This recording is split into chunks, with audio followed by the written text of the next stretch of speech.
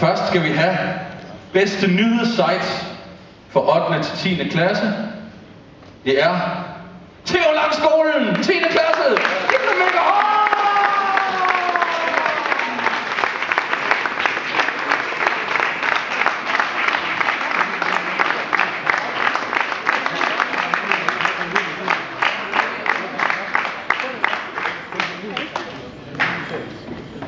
Og det er mig, der har æren igen.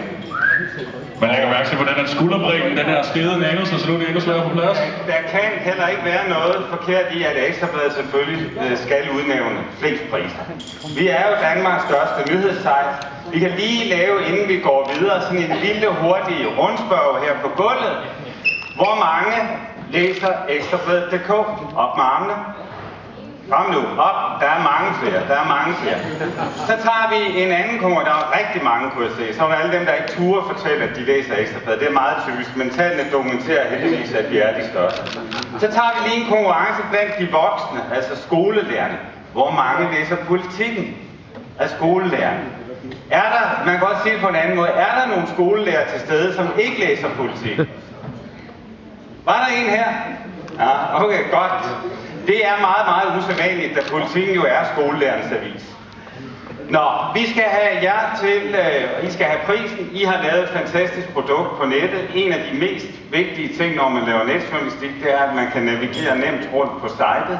Det kan man på jeres site.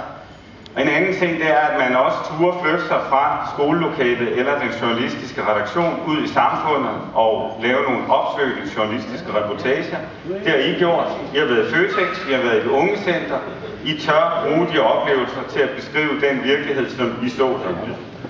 Og I tør gå tæt på, og I veksler mellem genrerne. Der er spændende artikler om computervold og en bevægende novelle om mønsterbrydere. Og så er der en fin anvendelse af modelfoto, video og link. Det er også en meget, meget vigtig ting. Hvis man vil have jer til at se vores site, så skal der være video på. Det er der også på jeres. Fornemt arbejde. Tillykke med det. Og tillykke til Silkeborg med en af flere priser.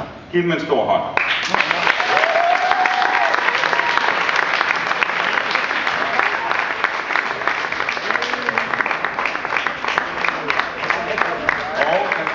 Du står med.